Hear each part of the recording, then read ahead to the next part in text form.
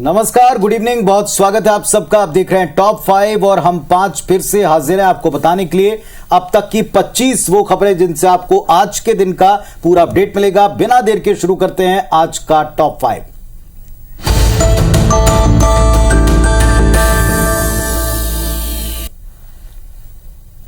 शुरुआत हम करें छत्तीसगढ़ की खबर से। भानु प्रतापपुर विधानसभा का उपचुनाव हो चुका है, नतीजे आ चुके हैं, लेकिन इस पर बयान और सियासत नहीं थम रही साहब।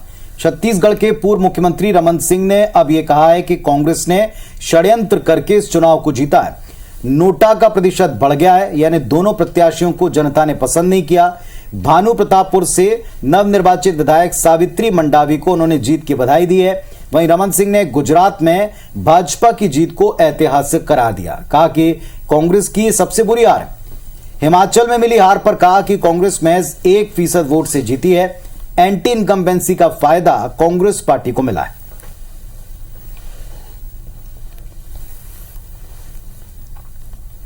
भानु प्रतापपुर उपचुनाव के लिए सबसे पहले मैं श्रीमती सावित्री मंडावी जी को बहुत बहुत बधाई देता हूं। कांग्रेस ने षड्यंत्र करके ब्रह्मानंद नेताम हमारे प्रत्याशी के खिलाफ 3 साल पुराने षड्यंत्र पूर्वक एक मामले पॉस्को एक्ट के अनुसार कार्रवाई करने का प्रोपेगेंडा भी किया, प्रचार भी किया, न्यायालय से उनको रिलीफ भी मिला, मगर ये कांग्रेस का षड्यंत्र था और जिसकी वजह से भारतीय जनता पार्टी चुनाव में पीछे रह गई।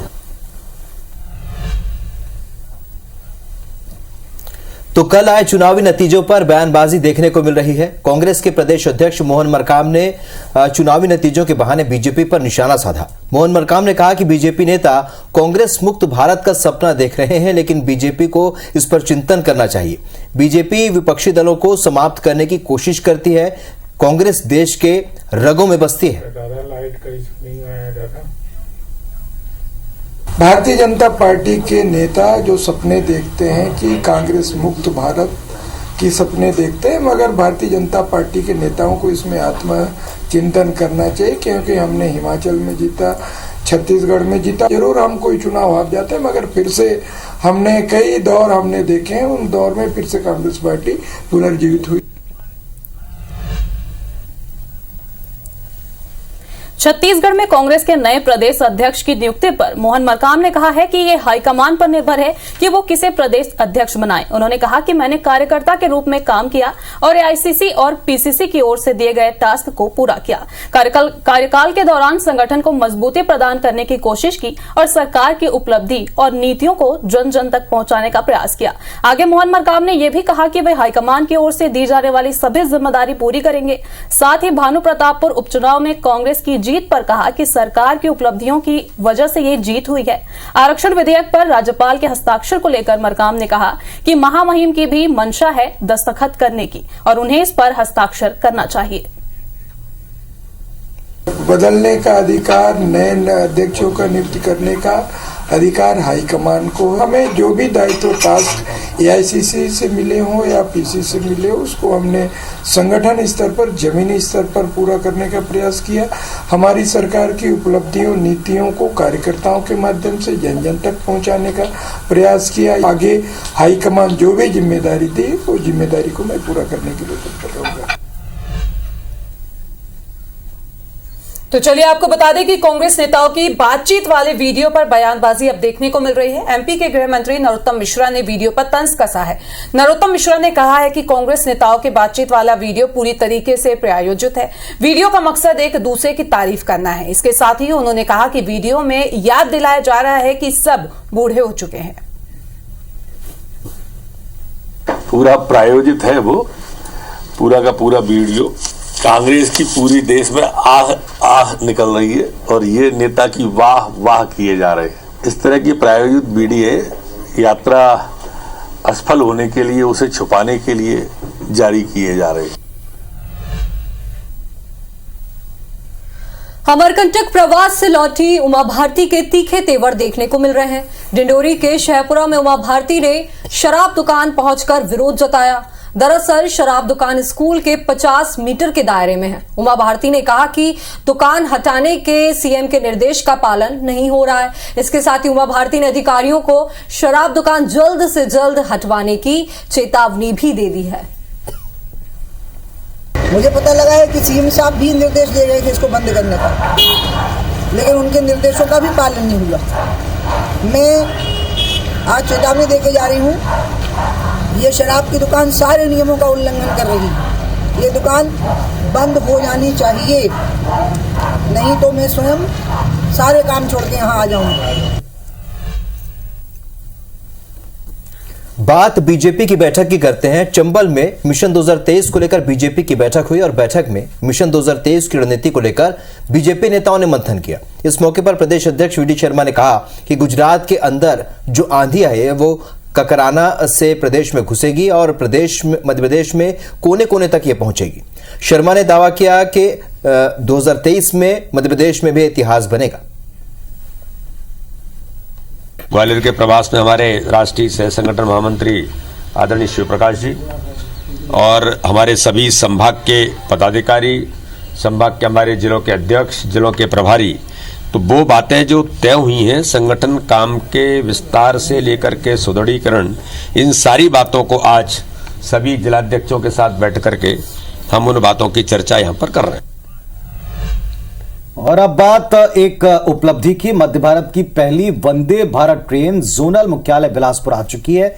यात्री फैसिलिटीज को देखें तो खास तौर पर मॉडर्न लुक है इस ट्रेन का। डिजाइन इस तरह का कि आपको और फैसिलिटी मिले। रेल अधिकारी वंदे भारत को पटरी पर दौड़ाने के लिए पूरी तरह तैयार है, लेकिन इसके बाद भी ट्रेन का शेड्यूल और परिचालन की टाइमिंग दिन अब तक क्लियर नहीं है। रेल मंत्रालय ने अभी तक इसके प्रपोजल को फाइनल क्लियरेंस नहीं दी। एसईसीआर ने नागपुर बिलासपुर नागपुर के लिए वंदे भारत का प्रस्ताव रेल मंत्रालय को भेजा है, जिसमें नागपुर से गोंदिया, दुर्ग, रायपुर होते हुए बिलासपुर तक अप डाउन वंदे भारत का परिचालन होगा। और ऐसे में अभी भी एसईसीआर को रेल मंत्रालय के फाइनल क्लियरेंस का इंतजार है। रेल अधिकारी कहते हैं कि फाइनल क्लियरेंस मिलते ही वंदे भारत का शेड्यूल, रूट और डेज जारी हो जाएंगे। ट्रेन परिचालित होनी शुरू हो जाएगी।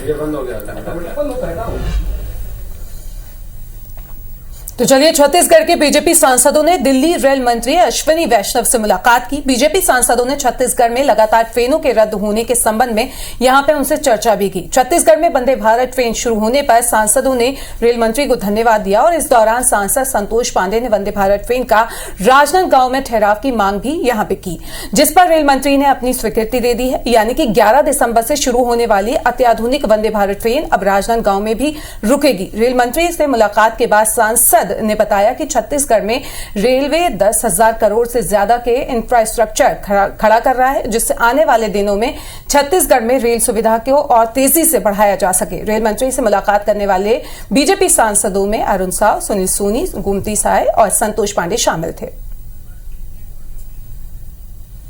अब राजनांदगांव में वंदे भारत की ठहराव होगी, राजनांदगांव में ट्रेन रुकेगी। मैं देश के प्रधानमंत्री माननीय नरेंद्र मोदी जी, रेलवे मिनिस्टर श्री अश्विनी वैष्णव जी को हृदय से बहुत बहुत धन्यवाद देता हूं।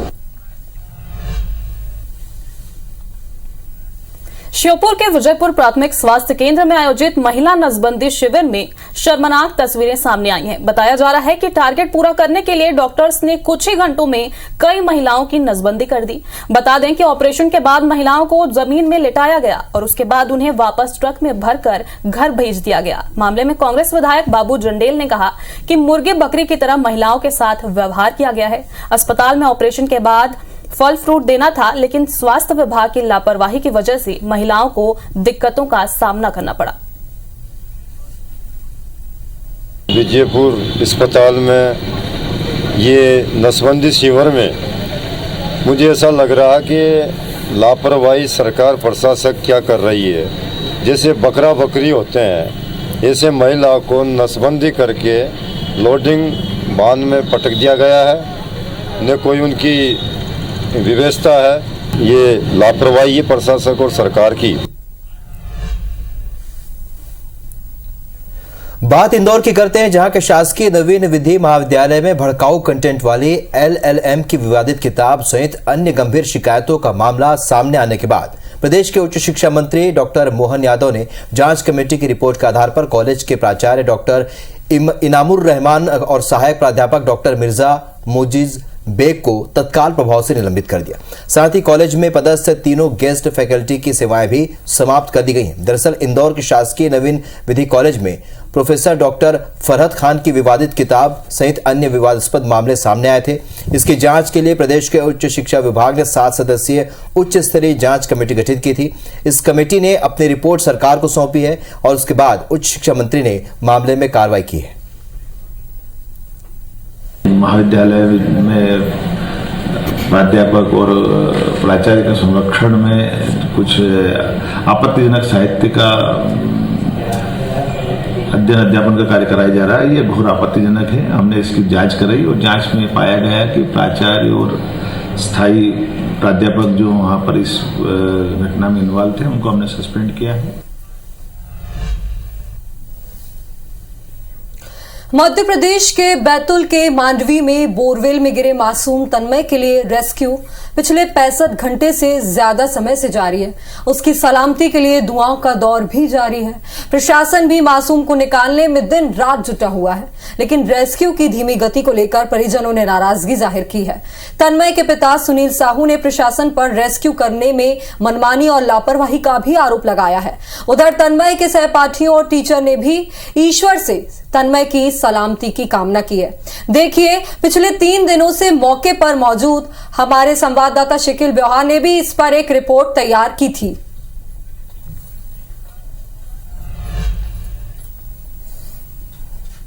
तो चलिए बात सरायपाली की करेंगे। आपको बता दें कि यहाँ के लंबर स्कूल के छात्र ने जुगाड़ से रोशनी का इजाद किया है। दरअसल छात्र ने साइकिल में एक मोटर लगाई थी और एक वायर के जरिए छोटा सा बल्ब लगाया है।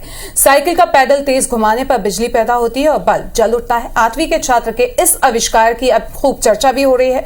जो भी इस नए प्रयोग को देखता है अचरज में पड़ जाता है। छात्र के स्कूल टीचर भी उसकी तारीफ कर रहे हैं। बता दें कि छात्र ने पहले इस जुगाड़ के लिए जानकारी जुटाई और फिर कई दिनों तक प्रयोग किया और सफलता पाई है। और मध्य प्रदेश के मुरैना से अगली खबर, जहां 2 पक्षों में पुरानी रंजिश को लेकर विवाद हुआ और इस दौरान एक पक्ष के युवक को दूसरे पक्ष के लोगों ने गोली मार दी। युवक की मौके पर मौत हो गई। आरोपियों ने खेत में काम करते समय युवक को गोली मारी। युवक को अस्पताल ले जाया गया। डॉक्टर्स ने मौत को मृत घोषित कर दिया। वारदात माता बसैया थाना इलाके के भटपुरा गांव की बताई गई। और अब रुक करते भोपाल की खबर का, जहां पर नगर निगम के कर्मचारी 12 दिसंबर से हड़ताल पर जा रहे हैं। नगर निगम के कर्मचारियों ने प्रशासन को हड़ताल की चेतावनी दी है। निगम कर्मी अपनी 6 सूत्री मांगों को लेकर हड़ताल पर जाएंगे। निगम कर्मियों की नियमितीकरण, वेतन वृद्धि जैसी मांगे हैं। निगम कर्मियों के हड़ताल पर जाने का असर शहर की साफ सफाई, पेयजल जैसी बुनियादी सुविधाओं पर पड़ेगा।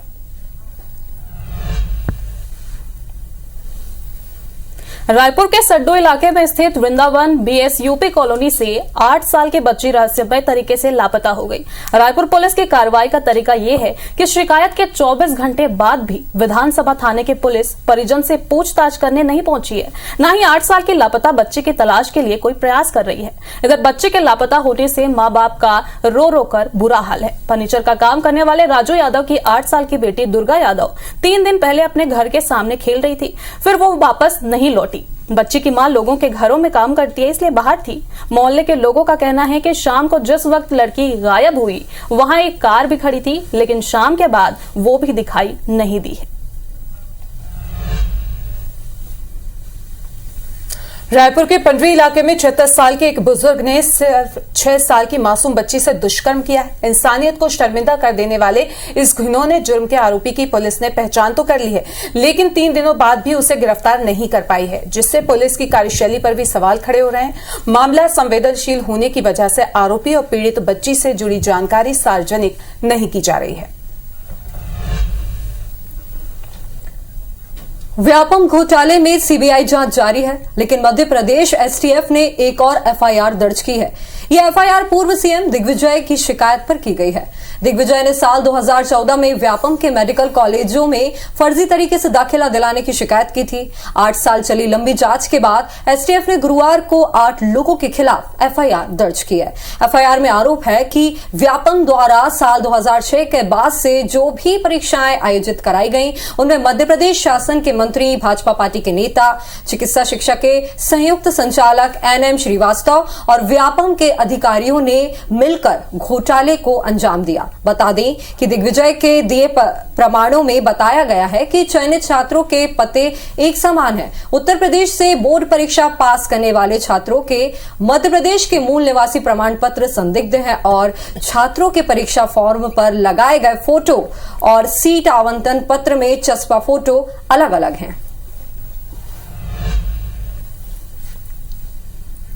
मध्य प्रदेश के राज्य सूचना आयुक्त विजय मनोहर तिवारी के RTI के तहत जानकारी मांगने वाले के खिलाफ ही विभागीय जांच के आदेश देने पर जबलपुर हाईकोर्ट ने जवाब तलब किया है। हाईकोर्ट ने जवाब संतोषजनक न आने पर सूचना आयुक्त पर जुर्माना लगाने की भी चेतावनी दी है। बता दें कि हाईकोर्ट में याचिका टीकमगढ़ के एक शिक्षक विवेकानंद मिश्रा ने दायर की थी। उनका कहना था कि उन्होंने जिला शिक्षा अधिकारी से RTI के तहत एक जानकारी मांगी थी। बार बार आवेदनों के बाद भी जानकारी न मिलने पर आवेदक ने सूचना आयोग में अपील दायर की थी। सूचना आयुक्त ने अपील पर सुनवाई करते हुए आवेदक को जानकारी देने का निर्देश तो दिया, लेकिन आवेदक को RTI एक्ट के गलत इस्तेमाल का दोषी ठहराकर टीकमगढ़ कलेक्टर को उसके खिलाफ विभागीय जांच के आदेश भी दे दिए।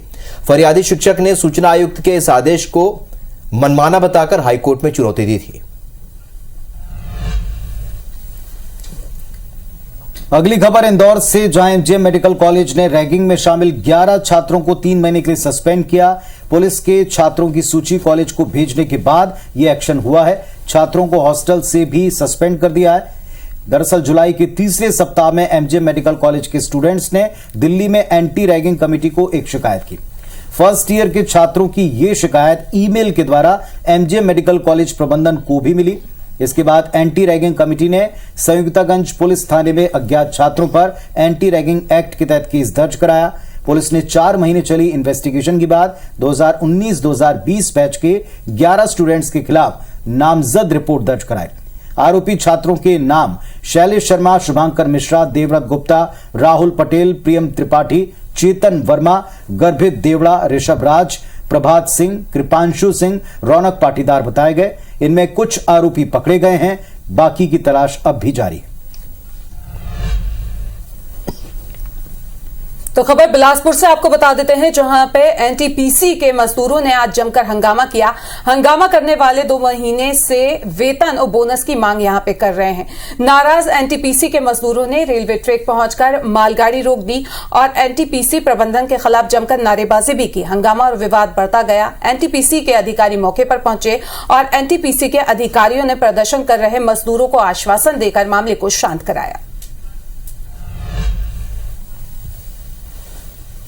खबर भोपाल से, जहां कमिश्नरेट सिस्टम का 1 साल पूरा हो गया है, वहीं आज गृह मंत्री की समीक्षा बैठक में बड़ा फैसला लिया गया है। इंदौर और भोपाल में अब जनता थानों की रैंकिंग करेगी। थाने में आने वाले लोगों से कमिश्नर फोन पर फीडबैक लेंगे। शिकायतकर्ताओं से थाने के पुलिस कर्मियों के व्यवहार और समस्या पर चर्चा होगी। लोगों के फीडबैक के आधार पर कमिश्नर थानों की रैंकिंग करेंगे। इस मौके पर गृह मंत्री ने बताया कि भोपाल में 20%, इंदौर में 25% अपराधों में कमी आई है। बड़े और गंभीर किस्म के अपराध में 10% बरामदगी बढ़ी है। भोपाल में आदतन अपराधियों के अपराध में 50% तक की कमी आई है। 2021 में 600 नए गुंडे सामने आए। 2022 में 289 ही नए बदमाश सामने आए हैं। बात करते हैं कुरुद की, जहां के गाडाडे में मेटाडोर वाहन की ठोकर से एक 3 साल के बच्चे की दर्दनाक मौत हो गई। घटना से गुस्साए ग्रामीणों ने शव को कुरुद मगरलोड रोड पर रखकर चक्का जाम कर दिया और प्रशासन के खिलाफ जमकर नारेबाजी भी की। चक्का जाम की सूचना मिलने पर SDM कुरुद और पुलिस मौके पर पहुंची। पुलिस और प्रशासन द्वारा काफी समझाइश के बाद भी ग्रामीण डटे रहे। चक्का जाम 10 घंटे तक चला, जिसके बाद ग्रामीण माने, जिसके बाद पुलिस ने शव को पोस्टमार्टम के लिए भेज दिया। कुरुद पुलिस मेटाडोर को जब्त कर चालक के खिलाफ मामला दर्ज कर आगे की कार्रवाई में जुट गई। बढ़ते हैं आगे। गायक कैलाश खेर इंदौर शहर में है। स्वच्छता में देश में 6 बार नंबर 1 आने वाले इंदौर शहर में कैलाश खेर ने सफाई कर्मियों को एक बड़ा सरप्राइज दिया। सूफी गायक कैलाश खेर इंदौर एयरपोर्ट से होटल के रास्ते में नजर आई, सफाई कर्मियों के साथ सेल्फी क्लिक कराई, साथ ही उनके साथ वीडियो भी बनाया। कैलाश खेर ने वीडियो में कहा है कि अगर इंदौर नंबर 1 पर है तो स्वच्छता में है, तो उसका श्रेय जाता है हमारे सफाई कर्मियों को। मैं तो इनको स्वच्छता के सिपाही बोलता हूं और ये लोग स्वच्छता के पराक्रमी हैं। श्रद्धा वालकर के पिता विकास वालकर शुक्रवार को पहली बार मीडिया के सामने आए। उन्होंने कहा कि अभी जांच सही चल रही है, लेकिन वसई तुलीज पुलिस मामले में गंभीरता से लेती तो शायद मेरी बेटी की जान बच सकती थी। विकास ने कहा कि मैं नहीं चाहता कि जैसा मेरी बेटी के साथ हुआ वैसा किसी और के साथ हो। मैं अपनी बेटी के लिए न्याय चाहता हूं, इसलिए उसके हत्यारे आफ्ताब को फांसी मिले।